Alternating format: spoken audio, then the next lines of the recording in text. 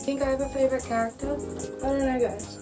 Hello everybody and welcome back to my YouTube channel. I got a microphone for Christmas.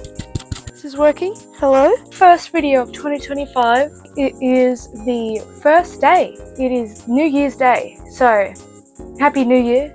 Merry Christmas. Today I am going to be going through some of my old art, specifically over the year of 2024, and sort of like judging it, partly because I recently had a video get over 1 million views and I have, I'm gonna say, over 1,000 comments of people saying, "This is ugly, I like the old style," which I'm gonna break down today. So I say we start with that. Got the trusty old iPad. Let's go down, right down. This is the artwork. This artwork here, apparently is better than the new one. So I'm going to break down exactly how I did this process. Can you hear that? Hope not, because that's going to be annoying. So the first off, I'm going to be showing the reference I used, because so many people are talking about how the newer artwork, over here, the newer artwork has duller colours and apparently they lost their smiles, I think. Although the colours is a valid criticism, the faces, I just gave them actual expression. So, to start off, the reason why this artwork is so colourful is simply because of the reference. Here is my reference. As you can see, I stole almost all of the colours from this reference. Actually, I don't know who the original artist is. I found this drawing on Pinterest, as I do all my references. As you can see, that's where I got the colours for the background, the characters. I didn't have a very distinctive style at this time. If you look through some of my other artworks, they're not, not very good. So, you know, you can see they don't really have, well, they have colours, but not those kind of colours, you know? It's a little bit of a outlier, as you would say, I guess. So the background on here is the main point, which I was obviously very scared to face. In the background of the original artwork here, we can easily see that they didn't shy away from drawing any details because they're obviously a very talented artist, yeah? When it comes to mine, you can see that the entire background is blurred. If I remove the people, this toilet in the, oh my gosh, they're floating. Okay, this toilet in the middle here, I didn't properly draw. I started got my thing and just like jotted it in one thing and blurred it so I wouldn't have to face it. I don't know what that is. I don't know what any of the bottles there are. That's meant to be a candle, but is hidden. There's too much going on in one spot. That towel doesn't make sense. Here, I'll go to the time-lapse replay for you so you can see exactly how I did this background. I got to about this here in the sketching stage, and in with full colours, just blotted them in. You can see I'm not really actually caring for what I'm doing. I kind of did this, copied, again, stole all the colours. That's not how a toilet should look like. And then just blurred it. Went, yep, that looks good, and continued with the line art. So with the hair here, people were like, "Oh, I preferred the old one."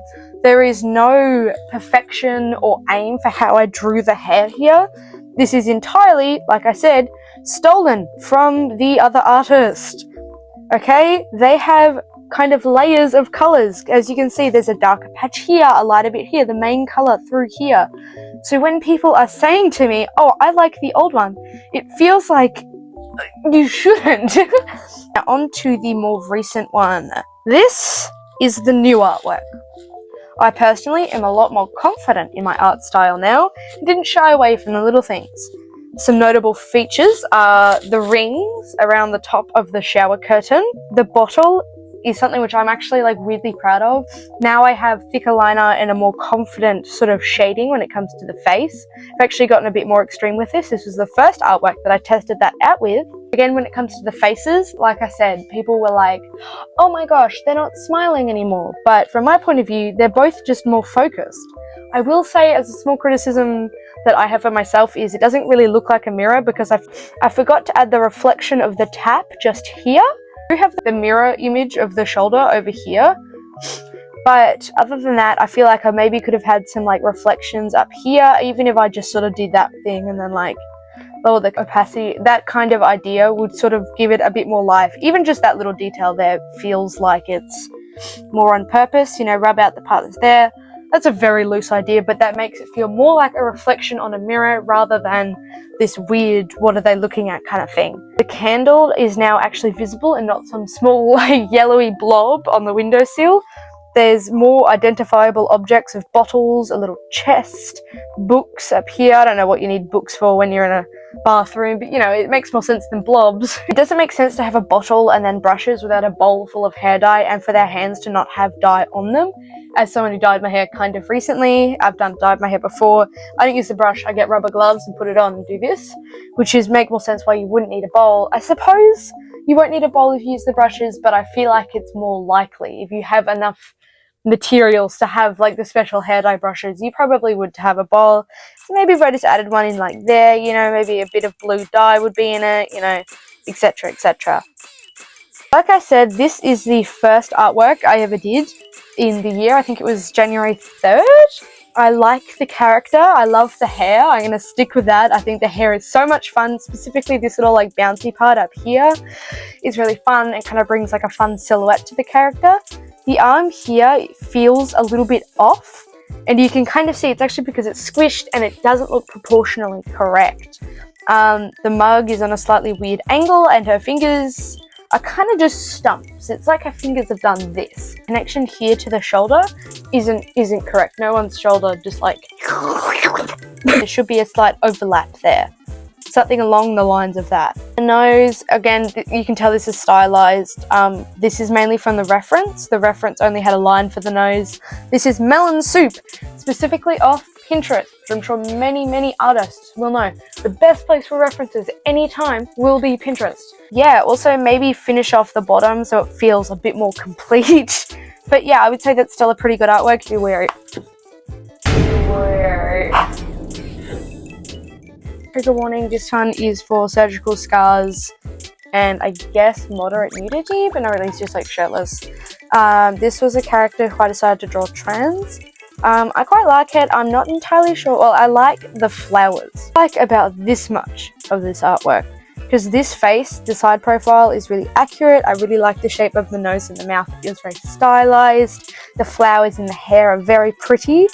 I like the way which I drew the scars, but what I don't like is the pants. Okay, you can see I pretty clearly was focused on everything going on up here, and I did not want to have to face drawing pants. What is that? Realistically, you want to have a much smaller kind of crotch, and that is not a shape which you see on jeans. Give him a bit more control, a button, maybe a belt, if you really want to give him, you know, some dignity. Yeah, and, you know, you're going to have the classic jean shape, not this weird little triangle thing going on. As for the pockets, they're alright. Could use a clip or like a button, a little something to, you know, actually hold them down. Perhaps move them in a little bit because that's not doing it very well. Is he? Oh, okay. Really look closely at this arm here. Do you see it? His forearm is about as long as a natural arm should be. If I sit here and pull up my leg a bit and do this, hide my feet, go, I'm sniffing a flower. My arm is not going to go all the way down and then reach back up like that. His arm is like unnaturally long. You want to move all of that up and then cut off, I'm going to say about that much, more or less. You'd have to sort of wing it a bit, but like his arm is so unnaturally long for that. That is horrifying. Oh, both your hands here look scarily unnatural. I then copied the pose with like her resting on the pole like that, I guess. This time I did give her a thumb, but no other fingers. The classic block to hide all my fears. Down here, she doesn't get a thumb, and her fingers still feel very unnatural. Who sits there like, oh my gosh, is that even, sits there like this? Man, I love sitting on this pole. Fine. I mean, look at those lips. They take up like a third of her face. Lips should never take up that much space. If her head is like more or less 3 things long, the mouth should take up that much. The nose should take up even smaller. The eyes should be around there. You get the idea. That's pretty much all the like older artworks I have in here over the year. If you want to see more content like this, leave a comment below. I'll probably see it. Yeah. I don't usually ask for this, but it'd be awesome if you could subscribe and like. I've been getting lots of views on my short, like I mentioned, and I appreciate the views and all the subscribers, but I still don't have much of a retaining audience. So thank you for watching, and have a good day.